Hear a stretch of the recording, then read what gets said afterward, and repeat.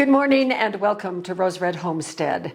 Today I'm going to be putting on my university professor hat and I'm going to be talking to you about a topic that is becoming more and more critically important to me personally. And I think it is one that is worth our spending a little bit of time on so that we can understand it better. The title of this video is Preparing Against a Deepfake World. First of all, I'm going to discuss with you a little bit about what artificial intelligence is, because deepfake is a part of AI, artificial intelligence. And it is important that we know exactly what artificial intelligence is and then how artificial intelligence is used for a myriad of wonderful, wonderful advancements in a variety of fields, but how evil actors are also using that technology and all of its magnificent characteristics to create havoc and misinformation and all kinds of negative things that I think we need to be aware of. I've been thinking about this for over a month about doing this video, and I just keep chickening out because I feel like I didn't know enough. And so I read a lot about it, and one of the people that I contacted to help me out with understanding was my son Scott. Scott lives in the Northwest, and all of my children are smarter than I am. I often turn to them for ideas and for information that are linked to the fields of their expertise. And Scott works in data analytics, and he works with artificial intelligence every single day. And as it happens, he had just recently presented on artificial intelligence, and he sent me that PowerPoint presentation. And the first part of what we're going to talk about here is directly from his presentation. I just, think he's so brilliant, and that what he had presented was exactly what I needed to hear, and therefore what I feel like we all need to understand. First of all, what is artificial intelligence? I've heard this word bandied about for years and years. Now, artificial intelligence is everywhere. It is just booming. So what is it? Well, it is the ability of a machine like a computer to perform cognitive functions just the way we as humans can do. It mimics how our brains work. And in his presentation, Scott listed these things that artificial intelligence includes: perceiving and reasoning. Reasoning, a computer that can actually reason; learning and interacting; problem solving; decision making; demonstrating creativity; and here's the big shocker to me: self-correction. A computer that can actually recognize that it has made a mistake and then do a self-correction. So these are just some of the things that are involved with a computer setup that is artificial intelligence. There are many, many, many benefits of artificial intelligence in lots of industrial applications as well as personal applications. For one, I really appreciate the fact that now when I'm doing an internet search, it is aided by artificial intelligence, and the results are wonderful, very thorough, and linked to other documents that I can also search. So that's just one way that my life has been made a lot easier by artificial intelligence. But here are some of the benefits. It can detect financial frauds. It reduces margins of error. Innovation in healthcare, such as diagnosing diseases and drug development and robot-assisted surgery. All of these things are just wonderful. In education, there's innovation in teaching and learning methods, and then there are positive uses in the industries such as transportation, energy, manufacturing, agriculture, and aerospace. The flip side of that is that, sadly, and it's a pattern that we all recognize, when something new and good comes on the scene, there are those bad actors, evil-minded people who can take that same technology or whatever it is and turn it to applications that are bad and very scary and very disruptive. So here are some of the things that are the negative implications of the technology and what it can be used for. It gives us personal data and privacy concerns, malicious use and potential fraud, and we're going to talk a little bit about that. Poor or impersonal customer service. When you think that when you have purchased something and you think you're talking to somebody at customer service, it could just be a mathematical algorithm that is interacting with you and not a real person. Deep fakes and misinformation, and this is huge, and it is impacting our world right now very much in the negative, and that's what we're going to be talking about in just a few minutes. Technological inaccuracies and biases. So it can present as truth things that are inaccurate and are according to a single person's bias rather than having a balanced approach to things. AI becoming autonomous and a lack of human control. And we've all seen those movies where robots get out of control and start thinking for themselves. Well, this is a real possibility with AI. So as my son wrapped up his presentation, I want to read you his concluding paragraph because I think it really speaks to exactly what all of us really need to think about. He says, artificial intelligence is rapidly transforming the way we live and work, from healthcare and education to business and everyday technology. While its potential benefits are vast, including increased efficiency, improved decision-making, and life-saving innovations, it also raises critical ethical, social, and economic concerns. As we move forward, it is essential to approach AI with both excitement and responsibility, ensuring that its development and use are guided by transparency, fairness, and human-centered values. And it is those things that he just mentioned, including human-centered values, that are being so disrupted by the deep fakes that are coming out. So, deep fake. One of the things mentioned as a deleterious concern for AI. What is a deep fake? Well, it is an AI-generated image or audio clip or a video appearing to be realistic, but actually these are not real. They are algorithms. These counterfeit images can present a person doing or saying something that they would not do or say in real life, but it looks just exactly like they are doing that.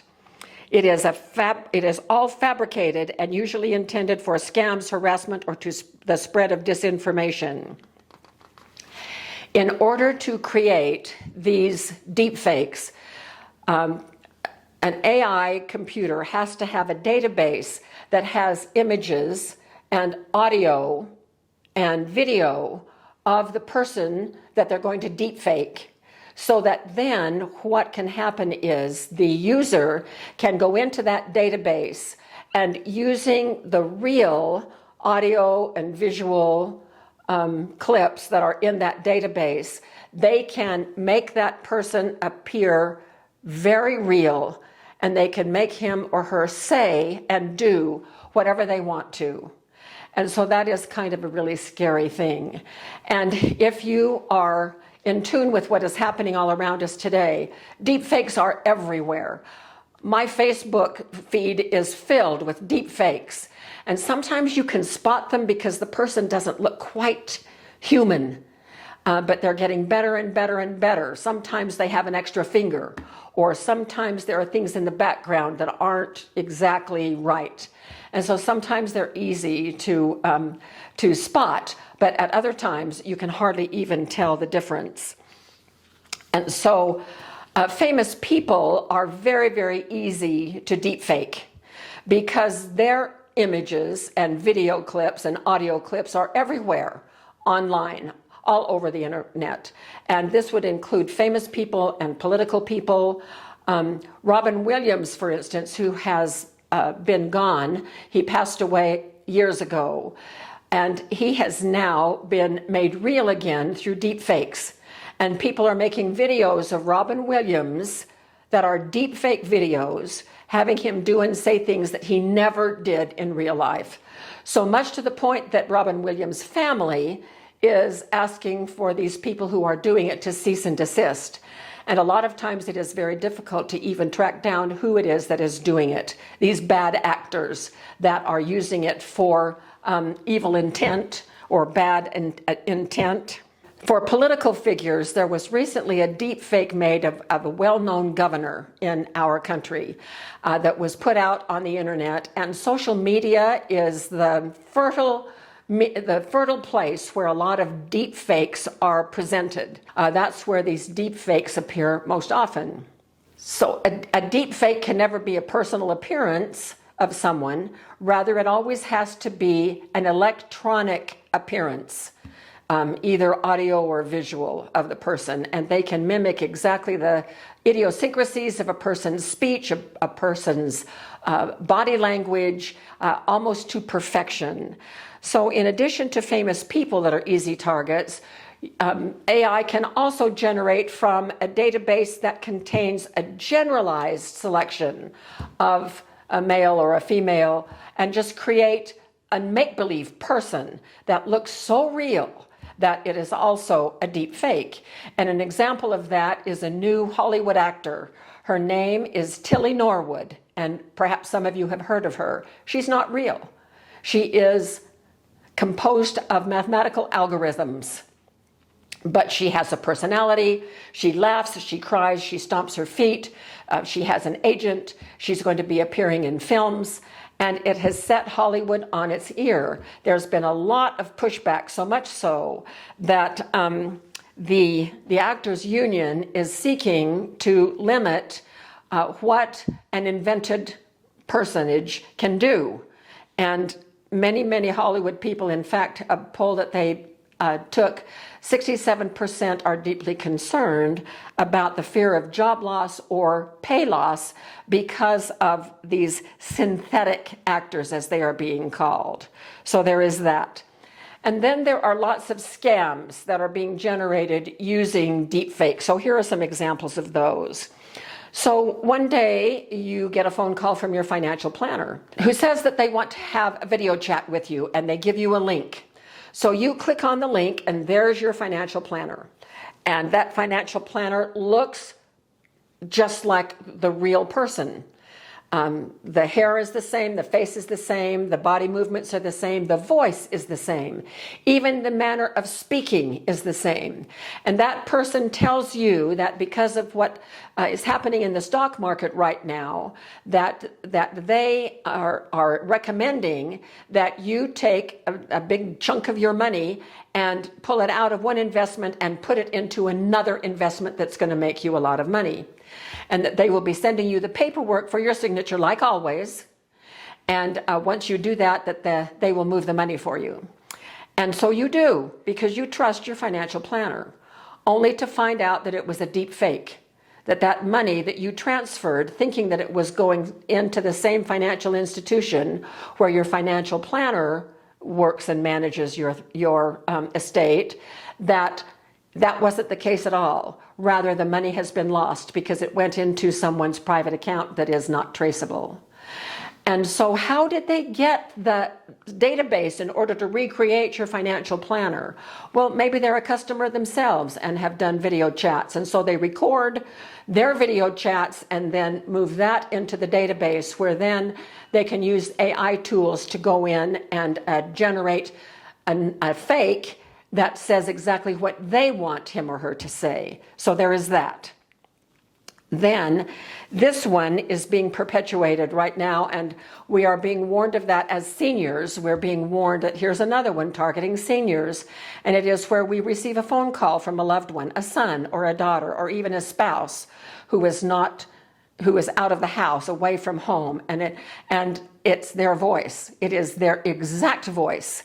Only they are in panic mode because something terrible has happened, an accident, an injury, something, where they need immediate access to money to give to a third party, the ambulance driver or the hospital or whatever. And so you need to, here's the phone number of where you need to send this money so that then that person can receive whatever help they need. And so urgent is their ask that you just feel compelled. So you click on that phone number and you send the asked money for, usually it's anywhere between $300 and $5,000, according to an article that I read recently.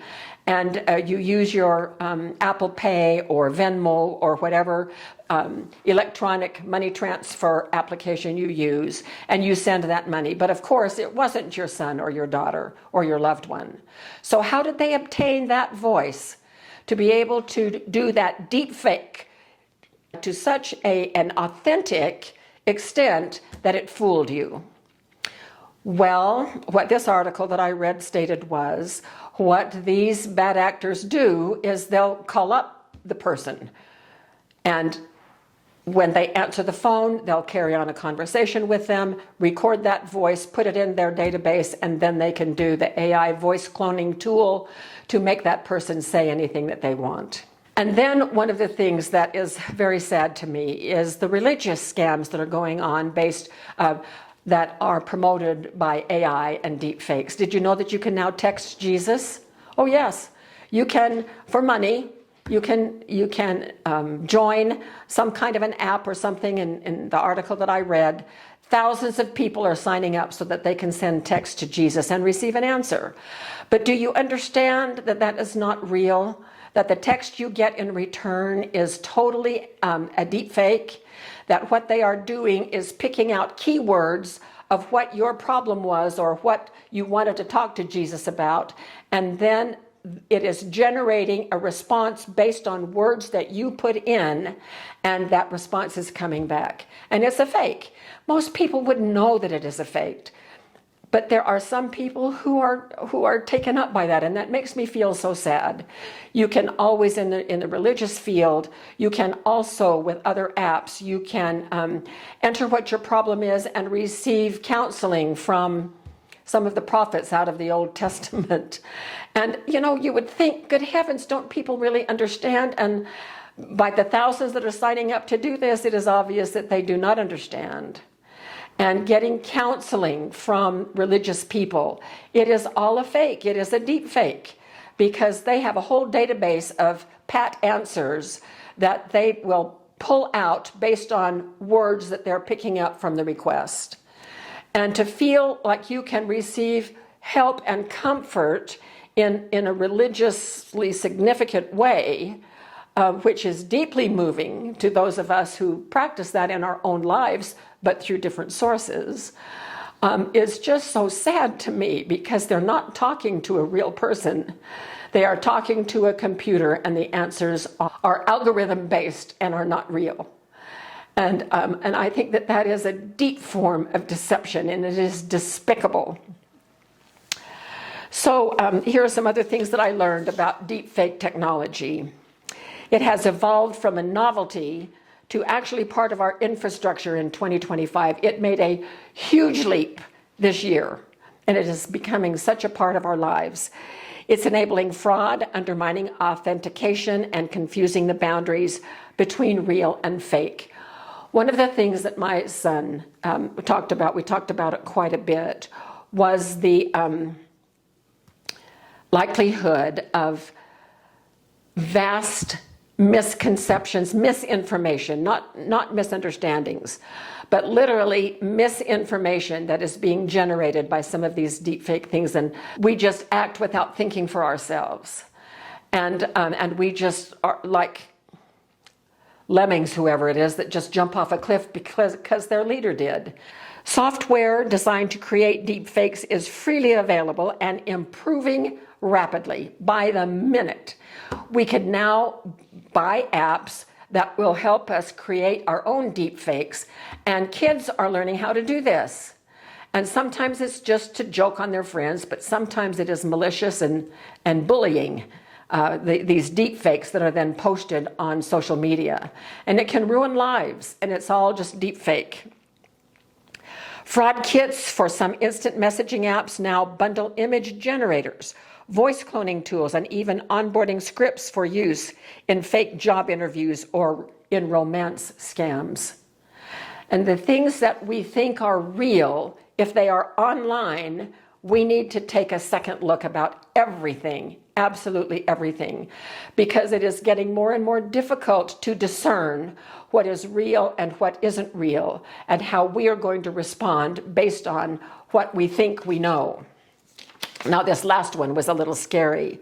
Nation-state operatives and organized cybercrime groups are now deploying deepfakes not just for scams, but for infiltration. One case involved North Korean IT workers using fake identities and deep-faked profiles to get hired at U.S. companies. Once inside, they funneled access and earnings back to the North Korean regime, bypassing international sanctions and threatening corporate IP security. And so everything that we hold sacred and dear is threatened by deepfake infiltration. And so how do we prepare for this deepfake world in which we live?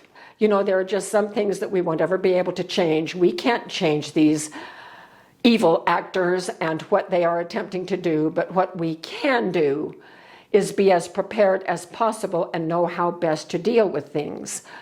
So here are the things that we are suggesting. First of all, we think that it is important to treat this threat just to the same way that we are preparing against whatever threat that we might be facing as we build up our emergency preparation supplies. We have spent 6 years presenting ideas for how we can have a food supply of our own that is protected and safe, how we can learn how to can and learn how to preserve food, all of those things that we've talked about, how we can cook off grid if the grid goes down. Some of the threats, the widespread threats, even though IT is used for good in these industries, it also can be used to disrupt by deep faking or other things that AI can do that would completely disrupt our financial industry, completely disrupt our transportation or our energy, like the grid. These things can happen. The threats are real, and people are working around the clock to build protections using AI itself to protect these things. But in the event that these things happen, there are going to be lots of desperate people whose lives have been interrupted, and desperate people will do desperate things. And so as we think about the best way to prepare, what Jim and I firmly believe is that we just need to be calm about it. But what we can do is prepare ourselves and our homes against a lot of different types of incursions. And that would be weather generated or people generated, whatever.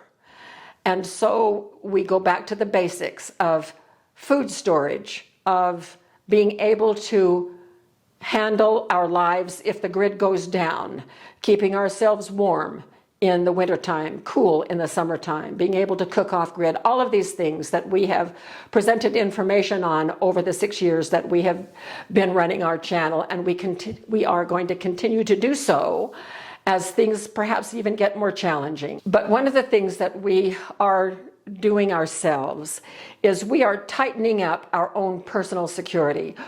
Our home is our fortress. This is where we will face whatever might be coming our way. Unless our lives are threatened and we have to bug out temporarily, but we would hope to be able to return to our home, because this is where we make our stand if we have to be forced into a situation of making our stand. And so here are some of the things that we are thinking about. We want to tighten up what we are already doing. You know, I am and have always been a person who believes in the goodness of most people. I think most people are good at the core. Now, sometimes good people do stupid things. I'm raising my hand because I have done that before. I've been guilty of doing stupid things, even though I think basically I'm a pretty good person. But because I inherently trust people, and I always have, even as a child, I always trusted. I was never suspicious, and perhaps I should have been, but I am not, and continue to not be distrustful of people most of the time. Sometimes I get that feeling in the pit of my stomach that I'm dealing with someone who is less than honest, and thank goodness I get that feeling because I pay attention to it. But for the most part, I just trust people. And I was talking about this with my son, Scott, who said, "Mom, it's okay to trust, but you cannot act until you have verified. Make sure that you verify what a person claims before you act in any way." So here's an example of how my trust can get me in trouble. A few months ago, our back doorbell rang. Now, our back door is right by our driveway, so people sometimes mistake that for the front door. But the back door rang, and I was sitting at my computer in that room in the library. And so I went to the door and opened it wide. It wasn't locked. I opened it, and there stood a couple, smiling, all friendly, and they were fans of us. They watch our videos, and they tracked down where we lived and just decided to stop by and say hi. I invited them in. I think all of our viewers are wonderful people, and I'm sure that you are. And I invited them in, and we stood there and talked for a few minutes, and then after about 10 or 12 minutes, they left. Now, they were good people. There wasn't any problem with that. But after they left, and Jim came in and engaged in the conversation as well.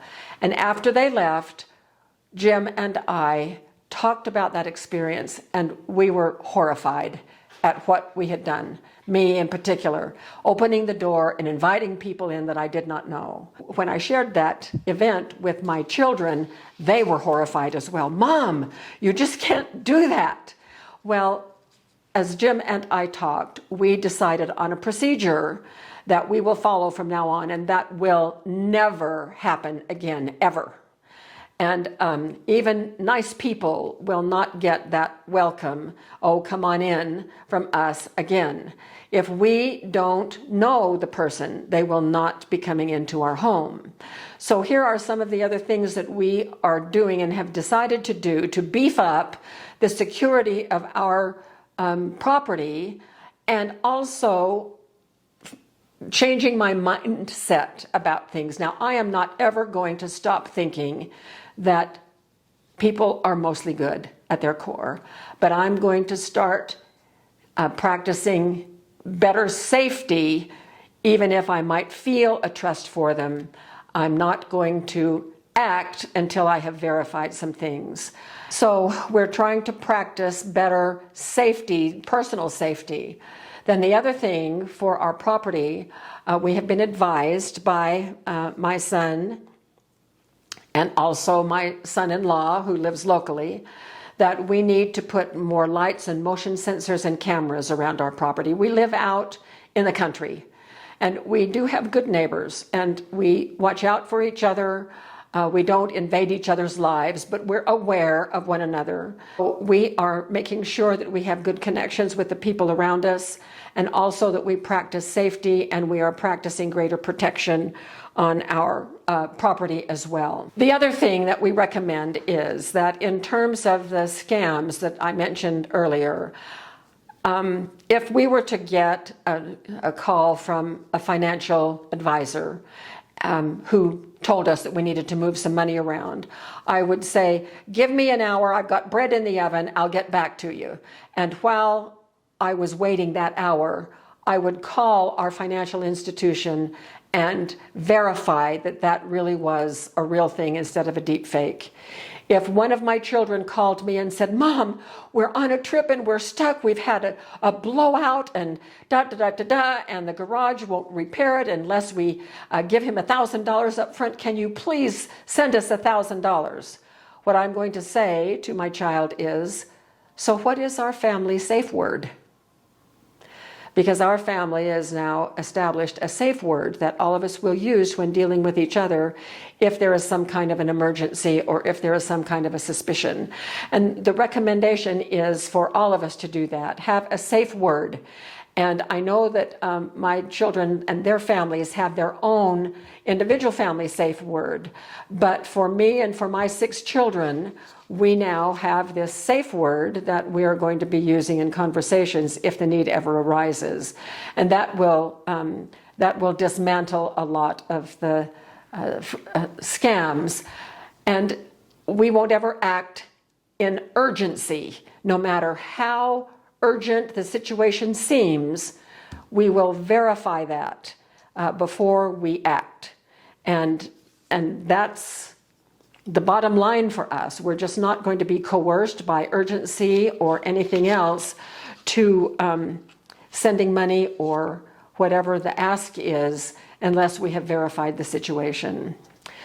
So this is mostly a reiteration of things that we have already presented, but with this threat that we've not ever talked about before. From my perspective, it just feels like these challenging times that we are living in are getting more challenging in more different arenas than ever before. And so we need to have a redundancy plan. We need to think through these things. The most important thing I think that we can do is become familiar with what's happening in the world in terms of artificial intelligence.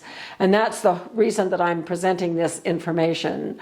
So you can start your own research campaign, learn more about AI and deepfakes and how they might affect you.